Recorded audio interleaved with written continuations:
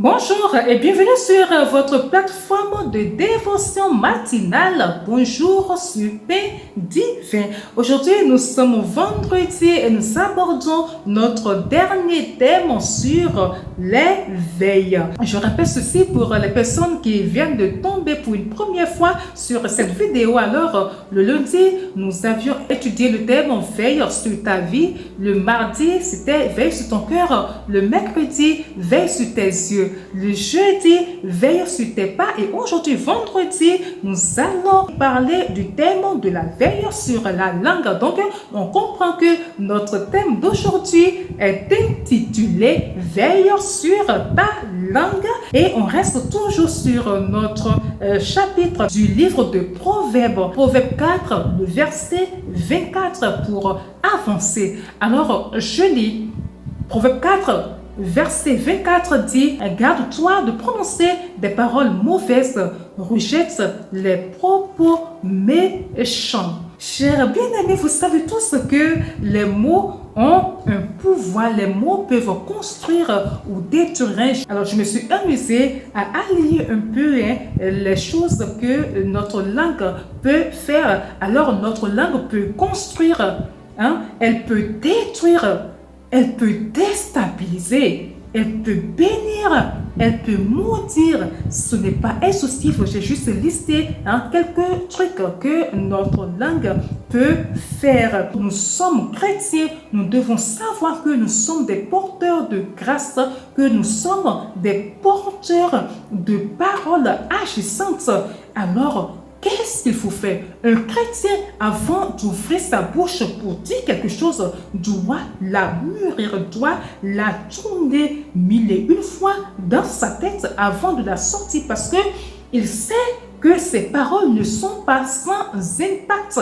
Même les paroles les plus banales que nous prononçons comme ça dans la désinvolture ont un pouvoir sur nous. Je me rappelle lorsque j'étais adolescente, je suis la dernière des 13 filles de mon père et j'ai eu à entendre plusieurs fois se répéter, mais en fait il n'y a rien, les hommes, les jeunes sont ci, les jeunes sont des abrutis, les jeunes ne prennent pas soin des femmes, les jeunes sont ci, les jeunes sont ça, alors que les personnes âgées, ce sont des gens qui sont expérimentés, ce sont des gens qui savent comment s'adresser aux femmes, ce sont des gens qui prennent bien soin des femmes. Alors, à force d'entendre cela sans le savoir, c'est rentré en moi. Et qu'est-ce que j'ai commencé à faire? Moi-même, j'ai commencé à répéter la même chose, à dire les mêmes choses. Une fois arrivé à l'université, lorsque les jeunes m'approchent, je leur répète les mêmes choses. Je dis, mais en fait, vous là, vous ne faites rien, vous ne considérez pas les femmes, vous n'avez rien à donner aux femmes. Et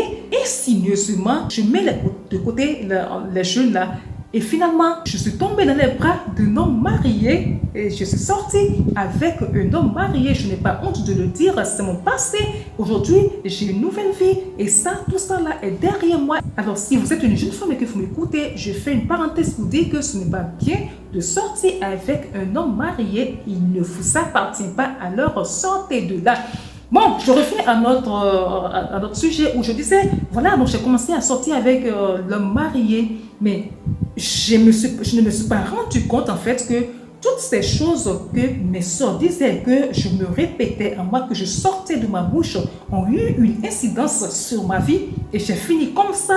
C'est pour dire que quoi? Les paroles même insignifiantes auxquelles vous ne pensez pas, les choses auxquelles vous ne pensez pas et que vous sortez de votre bouche ont un impact spirituellement. Une fois que vous les sortez, tout le monde spirituel les prend et fait en sorte que ce que vous avez sorti de votre bouche arrive. Donc, attention, nos paroles, nos bouches doivent s'ouvrir pour édifier, doivent s'ouvrir pour bénir, doivent s'ouvrir pour sceller. Quand je dis sceller, c'est que quoi? On a dit, la parole de Dieu nous dit que ce que nous acceptons sur la terre va être accepté au ciel. Si nous refusons quelque chose ici, elle va être refusée au ciel. Nous devons utiliser notre bouche pour refuser certaines choses, pour dire des paroles de grâce, pour bénir. Alors, attention, attention à nous de prononcer des paroles méchantes. Vos paroles peuvent déstabiliser, vos paroles peuvent rabaisser. Lorsque j'entends par exemple certains hommes traiter les femmes de femmes villageoises, lorsque vous dévalorisez vos femmes, elles sont blessées.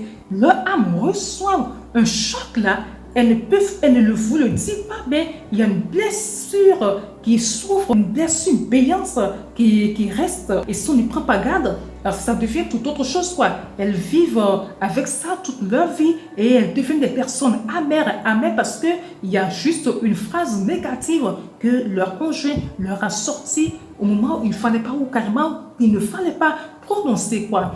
Arrêtons les calomnies, arrêtons les commérages, arrêtons les bavardages inutiles. Parce que quoi? Lorsque l'autre vient vous rapporter ce que Jacques a fait, sans le savoir, même quand vous refusez, sans le savoir, vous allez vouloir placer un mot, mais ce mot-là que vous avez placé, vous ne savez pas, vous ne connaissez pas la portée spirituelle de ça, ce que ça va créer dans le monde spirituel, vous ne le savez pas. Alors moi, je préfère qu'on se taise, je préfère garder ma bouche fermée. Je vous conseille de faire cela, de faire cet exercice-là. Lorsqu'on vient vous voir pour des bavardages inutiles, ne vous laissez pas aller à cela. Votre bouche est trop chère, votre bouche est une arme fatale, votre bouche est quelque chose dont vous devez vous servir pour aider ou tout moins pour bénir ou pour des choses qui sont utiles dans la vie, quoi.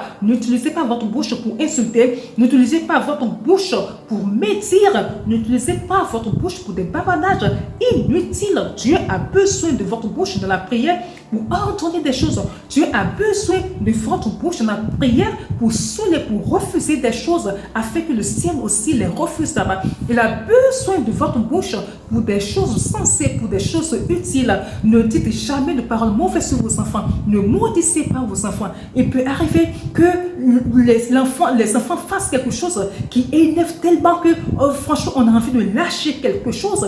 Franchement, lorsque ça vous arrive, si vous devez vous mordre, mordez-vous. Si vous devrez tout faire, si vous devrez attacher votre bouche, attachez-la, mais jamais ne laissez échapper de votre bouche le mot fatal. Parce que tout mot fatal a une conséquence désastreuse sur les personnes sur qui vous les prononcez. Alors attention, prenez conscience de la puissance de votre langue. Veillez sur votre langue pour que quelqu'un ne dise pas un jour c'est telle personne à cause de telle personne, à cause de la parole que telle personne a prononcée un jour, pas que ma fille est comme ça, ou c'est à cause des dossiers que c'est comme ça, ou vous aussi, que vous ne regrettez pas un jour pour dire oui, c'est à cause des... Parce que moi, aujourd'hui, j'ai regretté j'ai regretté cet aspect-là de ma vie. Je ne savais pas que c'était mauvais, parce que j'entendais les sœurs le dire, je me répétais cela, et ça, dans le monde spirituel, ça engendrait quelque chose. Et là, je suis partie dedans. Ce que je disais de ma bouche, c'est réalisé, quoi. Donc, attention à nous, les choses que nous disons de notre bouche, qu'elles soient de façon consciente ou inconsciente, ce sont des choses qui se réalisent et qui nous rattrapent. Alors, quelqu'un a dit que la sagesse, c'est de savoir quand il faut dire ce qu'on pense et quand penser ce qu'on dit. Donc, il ne faut pas que, à cause d'un propos, qu'une âme se perde, parce que oui, il y a des gens qui sont au sein de l'Église et à cause de leurs propos, à cause des choses qu'ils sortent de la bouche, il y a des âmes qui s'en vont, il y a des âmes qui partent et eux-mêmes ils se rendent même pas compte que c'est leur façon de parler qui chasse les gens. Une personne vient à l'église, vous voyez que la personne a des rouges aux lèvres, a des boucles d'oreilles, à ci et à ça, la personne vient au sein de votre communauté et tout de suite vous attaquez, quoi. Vous attaquez, vous n'irez pas au ciel, vous n'irez pas ci, regardez, Jézabel, quand vous dites des choses comme ça, votre bouche détruit comme ça, c'est que vous traitez la personne qui est assise là, vous la traitez de Jézabel. Traitez ceux qui... Vous savez que je viens à l'église, je suis assise, vous me regardez et vous dites que ceux qui sont habillés comme je suis habillée là, que ce sont des Jézabel. Donc c'est dit que moi qui suis assise là, je suis Jézabel. Alors ne soyez pas étonnés que je ne vienne plus là. Nous ne devons pas détruire avec notre bouche, nous ne devons pas chasser les âmes que Christ appelle. Nous ne devons pas nous ériger en juge et les chasser par nos propos. Ce n'est pas sage. Ce n'est pas du tout sage. Alors, je nous invite aujourd'hui à faire attention à notre langue, à veiller, comme le dit le thème, à veiller sur notre langue. D'elle vient la bénédiction ou la malédiction. D'elle vient toutes les choses bonnes comme mauvaises. Allez, on finit avec ça pour cette semaine-là. Merci de nous avoir écoutés. Merci d'avoir écouté toute la série de la veille ce soir pour une foi saine, pour une foi fructueuse. Allez, bon début de week-end à vous et que Dieu nous garde. Ciao!